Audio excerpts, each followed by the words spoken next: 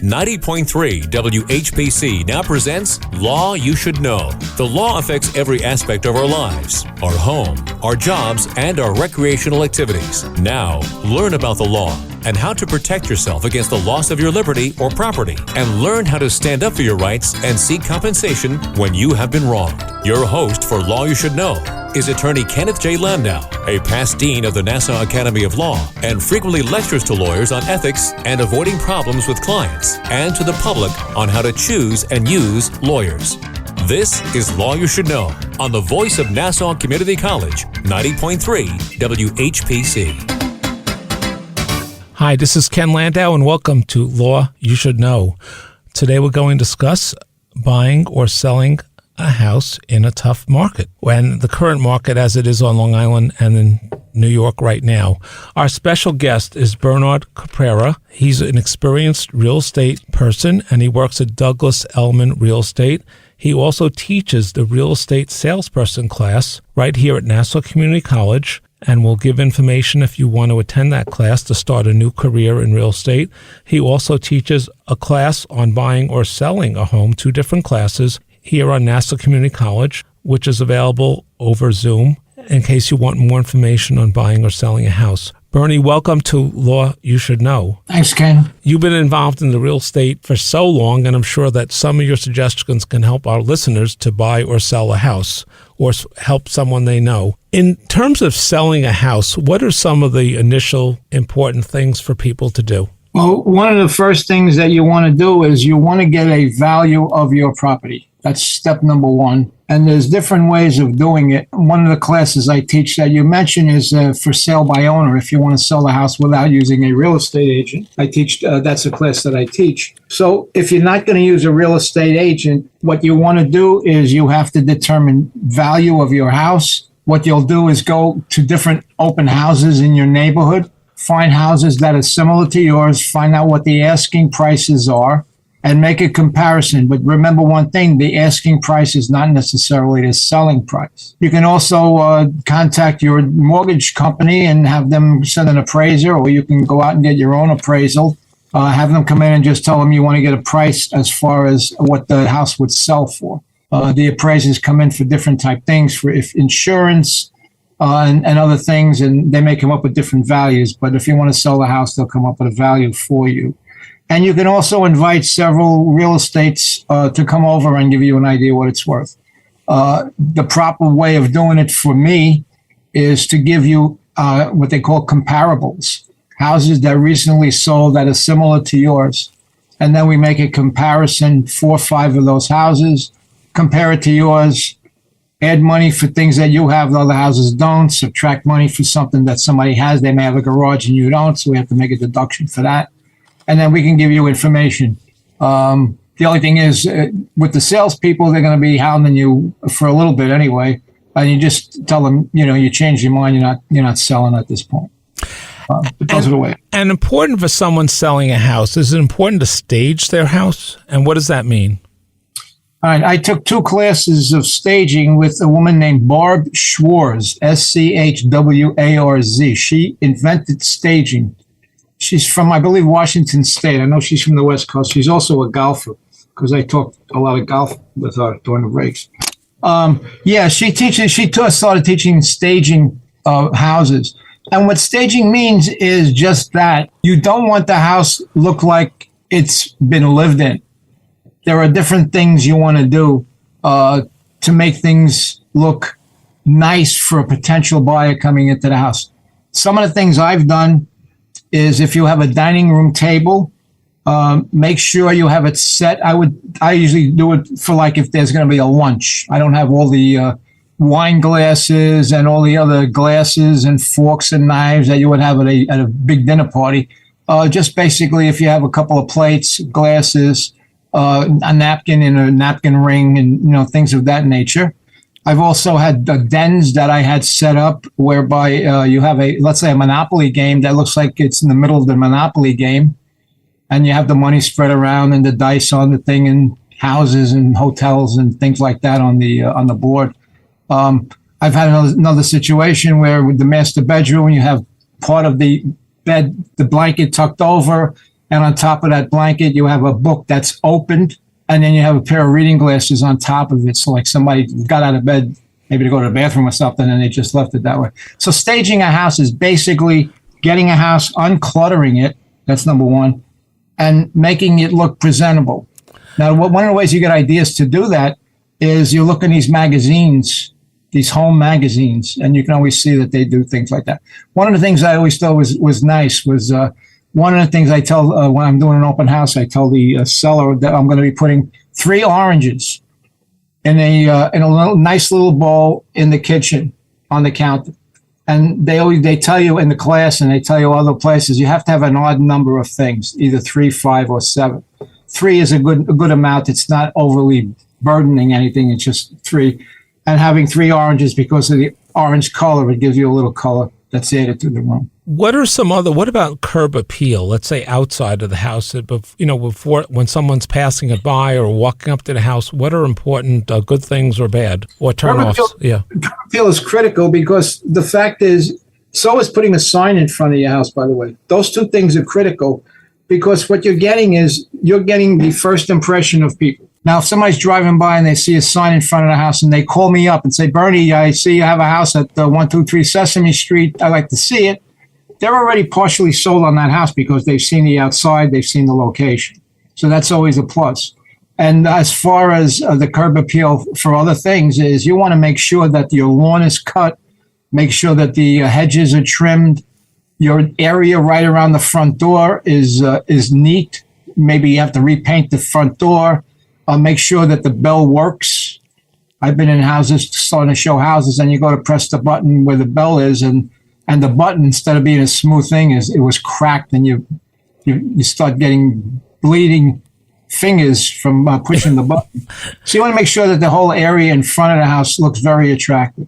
If someone's trying to sell a house, and are there suggestions for how they word their house ad, whether it's online somewhere or in a newspaper or wherever? Yeah, a couple, for instances, I in the class I teach, I give them a list of words that you may want to use. So, for instance, you have a dining room. When you're writing an ad, you don't have a dining room. You may have if it's a big dining room, you may have a banquet dining room.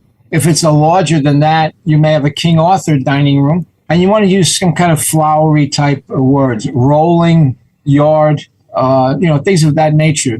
So there's different words that you want to use as opposed to just, it's got a dining room, it's got a living room. What are some of the computer sites for listing houses or finding houses other than the multiple listing service? Well, multiple listing is probably one of the better ones to get because they'll have most of the listings. You have Zillow, Trulia, Fizbo.com. People, if you're looking to buy a house from a homeowner directly, you will go to Fizbo.com.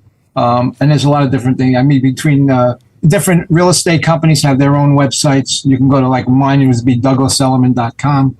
So you can go to different things like that. And these days, are professional photographs very important, or even videos? Critical. My company provides us, when we get listings, we get professional photos. And then you can also get the different videos. You can have a walking tour of the house that you walk around and you show the house. You can also get a drone to fly above the house. This is when you start getting into the higher end prices of the houses with the drones and things, because you want to see the ground. Now, if there are problems, let's say that fence needs painting, there's things that need to be touched up, or maybe you need to do some more major things, or there's something that was added, a shed, and maybe these things have to be legalized. You as a broker are going to help people take care of all these things. It may take a little time, it may take a few dollars, but you will help them so they can sell that house.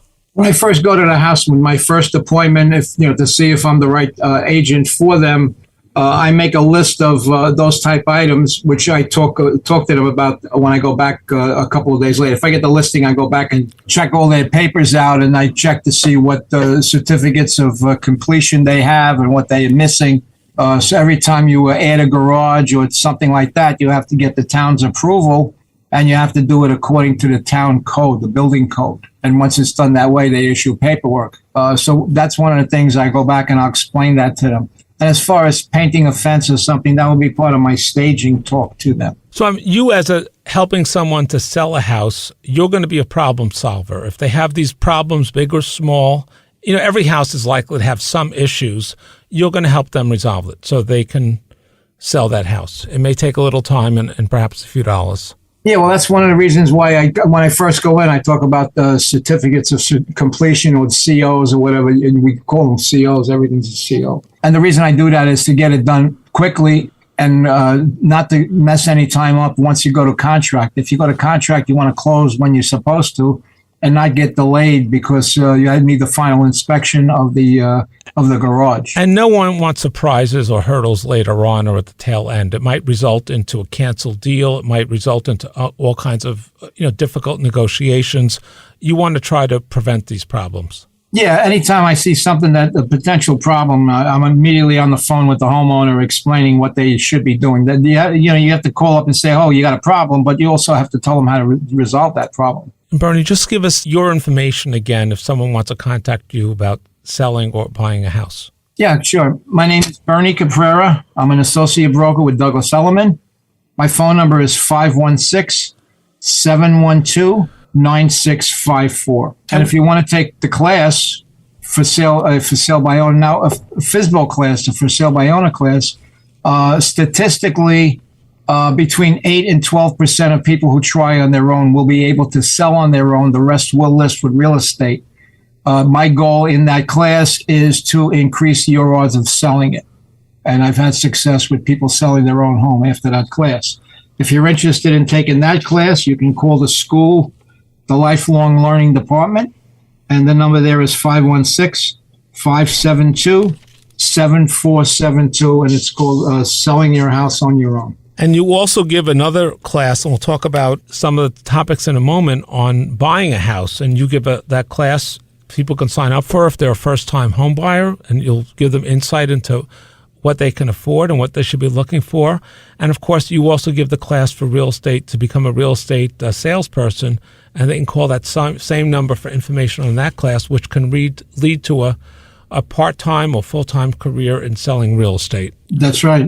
Again, I'll repeat the number, 516-572-7472. That's the Lifelong Learning Department at the school. And these classes start in March and April and are offered periodically throughout the year.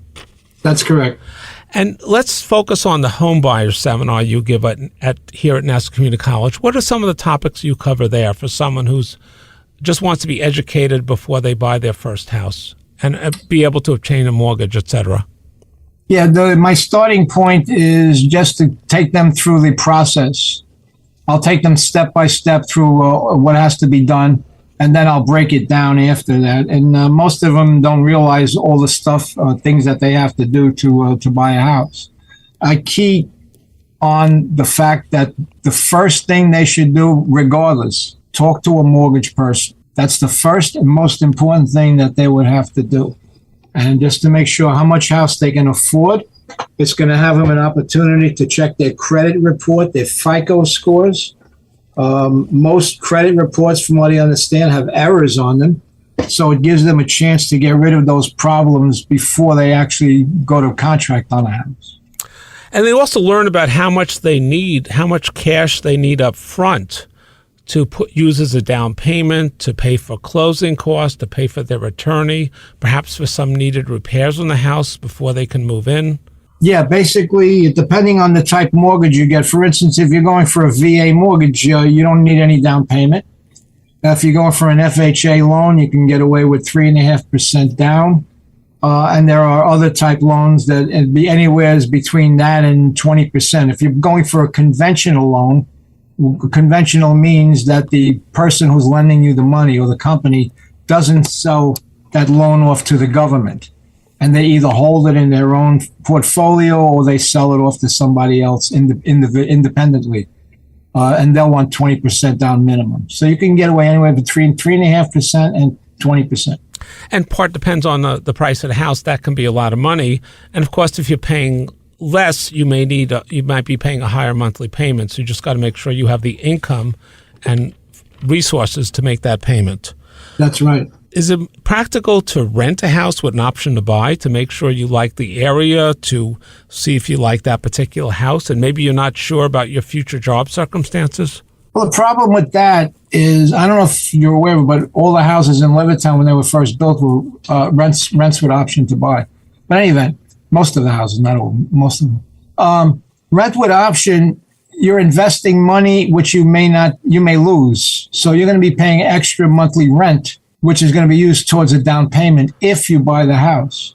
And then you have an agreement when you first start indicating how much the house is going to be sold for. So let's say you're 18 months, the option is up in 18 months, then you have to make a decision then if you want to spend the $600,000 on a house. And now what you're going to do, the first thing is to get it appraised when you're getting close to that time.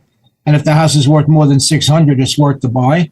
If it's less, you're not going to want to buy it, but that extra money you put in rent for the 18 months, a few $100s each month, you lose. So it could be a practical scenario in some circumstances to rent with an option to buy. It could be. I'm thinking, when you ask the question, I'm thinking about the market the way it is now. The prices are going to be coming down, but the interest rates may be going up.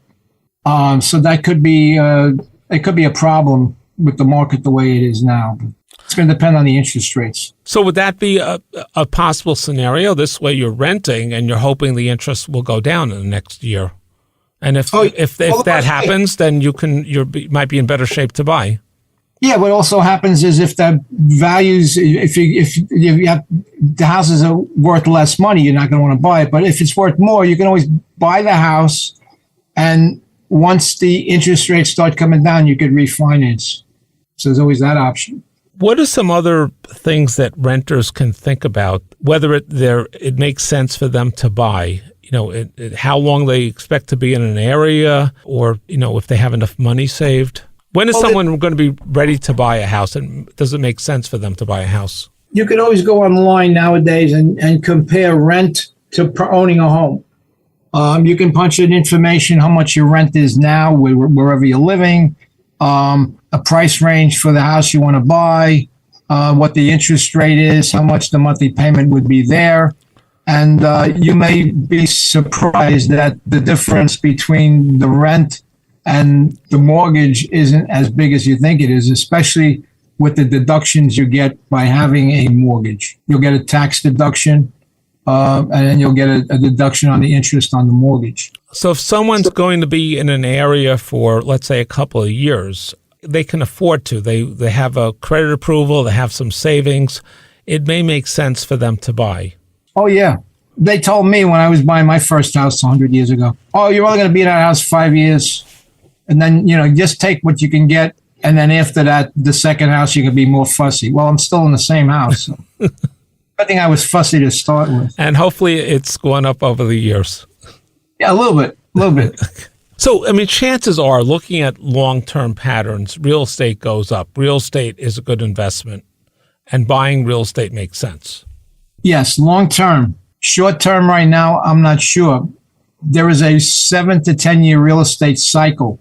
Half the time it favors the seller, half the time it favors the buyer. Right now we're in a unique situation where the market is stagnant. The sellers are still holding on, thinking the prices are still going to be going up. The buyers are holding off, thinking that the interest rates are going to be coming down. So it's like a stalemate. But what's going to happen now is once we get to the spring market, I think we're going to start to see a break in that wall, and people are going to start saying, heck, I got to buy that house, or heck, I want to move. So you think the prices may go down a little bit, or at least they will not go up? And as you said, the buyers can buy now at today's mortgage rates and then refinance down the road if they go down? Oh, yeah, definitely. Yeah, I see the prices going down. From what I can understand, the interest rates are going to be in the 6 to 7 range in the near future. So somewhere in that range. But I do see there's going to be a dip in the prices of the houses because of the rise in the rates. It's going to take time to catch up. Yeah, don't forget, like 2 years ago, a year and a half ago, they had like 3% interest rates. But that was like a 40-year record low. That's not going to happen again in the near future. Oh, that's the buyers. Right. And again, for all those reasons, getting the tax deduction, being able to have some housing security, it's usually not such a bad idea to buy real estate. Well, the key element is owning real estate it's like a savings plan for you, because the longer you own the house, you're building equity. Let me tell you the truth. I bought my house in 1976 for $40,000. Now, if I were taking that $40,000 and put it in a bank or the best possible deal you can have, I don't know how much money I'd have today, but I know I wouldn't have the value of the house right now. Right now, my house is worth somewhere in the sixes. And it's also investment. You're getting that tax deduction. You're gradually owning the house, but also hopefully the value is going up. So it's like a retirement plan. Yeah, over the course of time, absolutely. Over the course of time. And generally speaking, over the course of time, at least property in New York in most places, will go up over time. As far as I know, I haven't seen them go down. I mean, from year to year, month to month, you may see different fluctuation, but over the course of time, I mean, when I got in the business, a basic Levitt house was selling for $120,000. That was in 1986. Today, that same house is selling around $500,000. Again, with time, so over 5 or 10 years, it's going to go up. If you're just going to be in a house, let's say you're just moving to Long Island for a year or two, or you are going to be moving somewhere else, or you eventually want a bigger house, it may not pay to buy for a year or two because of the closing costs and the uncertainty of the market. Yeah, but it also could be an opportunity because you also have an adjustable rate mortgage loans, which you can get, which start at a lower monthly payment and then they gradually increase over the time. And when you have an adjustable rate mortgage, there's a break-even point with that and a regular loan, which usually is around between 6 and 8 years. And you'll help them decide if it's the right time for them to buy a house or how much they need to be ready to take that step. Yes, we and also with the mortgage person will give them all the different types of mortgages they can get and all the pros and cons of each. And Bernie, I just want to remind our listeners, we're talking with Bernard Caprera. He gives a course on selling your own home on your own, and also a course on being a first-time home buyer. They're both available over Zoom here at Nassau Community College. And for people interested in getting involved and working in the real estate field, even as a second career or a part-time career or a retirement career, or even a temporary career, he gives the real estate salesperson qualifying course, which can also be taken over Zoom. You just have to show up for the final exam. And so all these things are coming up in March and April and periodically throughout the year. And Bernie, just give us the contact information for Nassau Community if anyone wants to sign up for those classes. Okay, they'll call the Lifelong Learning Department at Nassau Community. The phone number is 516-572-7472. And if someone's interested, or perhaps someone they know is interested in the real estate salesperson class, it's good for students, it's good for retirees, for homemakers, for people between jobs, for people who want to learn about that as a career, maybe people involved in the law or government or something else in the community, or people have part of the year off. Give us the information for that, Bernie. With the same phone number, but give us your information if they want to find out more about that class and if it's a good idea for them. Yeah, if you want to have any questions, you can give me a call personally. My number is 516-712-9654. I can answer your questions, or the school can answer them, but sometimes they'll refer you to me anyway. And just give us your email again. It's Bernard, capital B, small ERNARD Caprera, capital C, and the rest of the letters small, AP as in Peter, RERA, at ncc.edu.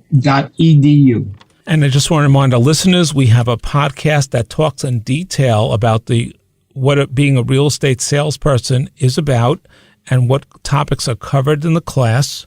And you can hear that by going to the NCC website and hear that podcast at nccradio.org, as well as a podcast of this program about buying and selling a house, all at nccradio.org, along with many other podcasts about areas of the law. Bernie, what are some other do's and don'ts for people who are thinking of buying a house or selling a house in today's market? Okay, as far as buying a house, some of the key things that you have to be concerned about is make sure you have a home inspection and make sure it's by a licensed home inspector. There's a lot of home inspectors out there who do not have licenses. Be careful. And don't use Uncle Harry, because Uncle Harry is the only one in your family that owns a house, and have him come in and do an inspection. No, you want a professional inspection done. And the other key element you want is to have a real estate attorney. Underline the words real estate.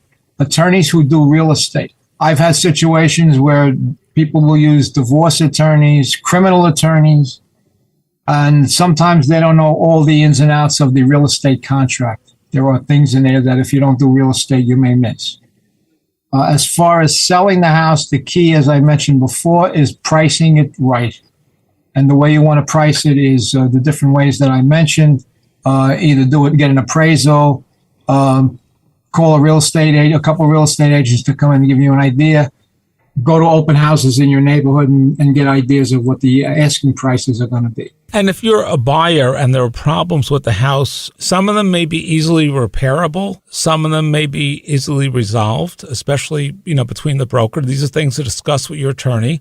All houses, are going to have issues. You have to find out whether they're minor or major, and they can be easily resolved. And if you're a seller, you may have to do some work, or you may have to take time out to resolve any problems. And that's why, as Bernie said, he wants to look at that property very carefully on day one to try to resolve any issues. That's important. Yeah. If you don't do it the right away, a lot of, I don't want to say a lot, but there are salespeople that'll bury their head in the sand, take a listing, and I'll worry about that later, and then it comes back to bite them later. I'd rather find out up front, let the seller know up front, and get it out of the way. And that probably leaves everyone happier at the end of it. And as you said, each party should have an attorney who can represent their interest and help them achieve the outcome they're looking for in the purchase or sale of a house. That's it. That's the key. Okay. I'd like to remind our listeners, if you have any other questions, you can contact Bernard Caprera, or you can listen to this podcast again, or the one about the real estate salesperson course at nccradio.org. You're listening to Law You Should Know here on 90.3, the voice of Nassau Community College in Garden City, Long Island, New York. And please join us next week at this same time for another program on Law You Should Know.